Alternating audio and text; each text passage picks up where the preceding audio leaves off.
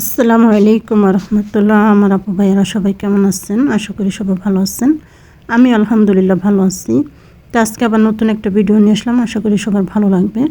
তো আমি প্রথমে এখানে 1 কাপ ময়দা দিয়ে দিলাম। ময়দা কি বাটা, আমি হাফ চামচ ইস্ট দিয়ে দিলাম, পরিমাণ মতো লবণ দিয়ে দিলাম, 1 চামচ চিনি দিয়ে দিলাম। এখানে আমি 2 টেবিল চামচের মতো তেল দিয়ে দিব, রান্নার তেল। এই তো প্রায় আমি 2 টেবিল চামচের মতো রান্নার তেল দিয়ে দিলাম। আর এখানে আমি কিছু 2 টেবিল চামচের মতো আমি চার দুধ দিব। এটা আর কি দুধ, আপনাদের কাছে যদি নিডু দুধ থাকে ওটা দিলে হবে।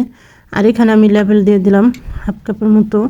এটা আর কি টক দইয়ের কাজ করবে, আপনারা চাইলে এখানে টক দই দিতে পারেন। এটা সেম টক দইয়ের মতোই।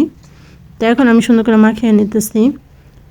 তো এখন আমি ভালো করে সব উপকরণগুলো মাখিয়ে নিতেছি, একবারে ভালো করে মিক্স করতে হবে। আর এটা যত ভালো করে মিক্স করবেন, যত সফট একটা ডো হবে, তত আপনার এই রুটিটা ভালো হবে। আর এটা মনে করেন ছোটো বন রুটির মতোই আমি বানাতেছি।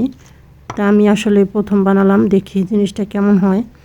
তাই এখন আমি এই তো অল্প অল্প করে কুসুম গরম পানি দিব আর সুন্দর করে একটা ডো তৈরি করব।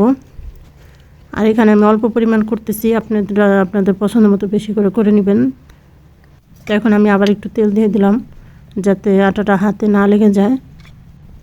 আর এখানে তেলের পরিমাণটা একদমই কম দিবেন, বেশি তেল দিলে কিন্তু আবার ভালো হবে না। অল্প পরিমাণ দিবেন যাতে হাতে না লেগে যায়। তো এখন এটা আমি ভালো করে মাখিয়ে নিতেছি। তা আমার এটা এখন মাখানো হয়ে গেলে আমি এটা 5 মিনিট রেস্টে রেখে দিব। এটা আমি 5 মিনিট রেস্টে রেখে দিলাম। আর ডোটা দেখেন আগে কিন্তু হাতে লেগে গেছিলো, এখন কিন্তু একদম সফট হয়েছে আর একদম সেট হয়ে গেছে। তাই আমি এখানে যে ইয়াটার মধ্যে বসাবো সেটা আমি তেল ব্রাশ করে নিতেছি। তো এখন আমি এখান থেকে একটুখানি আটা নিলাম, নিয়ে হাতে গোল একদম রুটির মতো করব। তো এখানে আমি এই তো জুবন দিব, এটা আরবিয়ান ভাষায় জুবন বলে। আমি এটার 4টা পিস করে নিলাম চাকু দিয়ে ছোট ছোট করে। তাই আমি এখান থেকে অল্প পরিমাণে একটু আটা নিব হাতে, আর একটু তেল হাতে লাগিয়ে নিলাম যাতে না লেগে যায়। তা আমি এখান থেকে একটা পিস নিয়ে এই যে মাঝখানে দিয়ে আমি গোল করে বানিয়ে নিলাম। তো এই তো আমি আবার আরেকটা করে নিতেছি, এই যে আপনারা দেখে বুঝতেছেন। এটা মাঝখানে আমি দিয়ে তারপরে গোল করে একদম পেঁচিয়ে নিতেছি, একদম বনরুটির মতো। এটা আর কি ছোটো বনরুটির মতো হয়েছে। এই তো বাকিগুলো এই যে আমি সেমভাবে বানিয়ে নিতেছি। এই তো আমার বানানো হয়ে গেছে। তা আমি এখানে একটা ডিম নিয়েছি, এখন এই ডিমের কুসুমটা নিব, শুধু সাদা অংশটা নিব না। তা আমি ডিমের কুসুমটা এটা আমি একটু ফেটিয়ে উপরে ব্রাশ করে দিব। এটা একটু কালার আসার জন্য, যাতে একটু দেখতে কালারটা ভালো লাগে তাই। আর এটা আমি চুলায় বানাবো, আপনারা চাইলে মাইক্রোওভেনেও বানাতে পারেন। তো এখন আমি উপরে একটু সাদা তিল দিয়ে দিলাম, আর এই সাদা তিলটা দিলেও অনেক ভালো লাগে দেখতে। এই তো আমার সব রেডি। তো এখন আমি উপরের চুলায় আমি কিছুটা নিচের থেকে একটু করে নিব, যাতে নিচটা একটু হয়ে যায়। নিচটা একটু হয়ে গেলে তারপর আমি নিচের চুলায় দিব। এখানে কিন্তু আমি পুরোটা চুলাই করব। আপনাদের কাছে যদি এরকম চুলা না থাকে তাহলে আপনারা স্টিলের পাতিলার মধ্যে এভাবে করে এটা বসিয়ে দিলেই হবে, সিলভারের পাতিলার মধ্যে।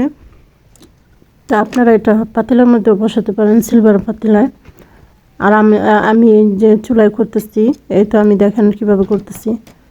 এভাবে নিচের অংশটা হয়ে গেলে তারপর আমি একবার চুলার নিচে দিয়ে দিব। চুলার নিচে দিলে একদম পুরোটা একদম উপরে নিচে পুরো হয়ে যাবে। এখন আমি সুন্দর করে এই যে বেক করে নিতেছি। এই যে এখন আমি এই যে চুলার নিচে দিয়ে দিলাম। আর আমি এই চুলাটা আমি আরও 5 মিনিট আগে ধরিয়ে রেখেছিলাম যাতে গরম হয়। এই তো আমার হয়ে গেছে। এই দেখেন আমার ছোটো বনরুটিগুলো কী সুন্দর হয়েছে। আমি এখন উপরে একটু ঘি ব্রাশ করে দিতেছি, মাশাল্লাহ কালারটা সেই সুন্দর আসছে মাশাল্লাহ। এই তো আমার বনরুটিগুলো একদম রেডি, এভাবে সবাই বানিয়ে খাবেন। আর আজকে আমার রেসিপিটা কেমন হলো কমেন্টে বলবেন। সবাই ভালো থাকবেন। আসসালামু আলাইকুম ওয়া রাহমাতুল্লাহ।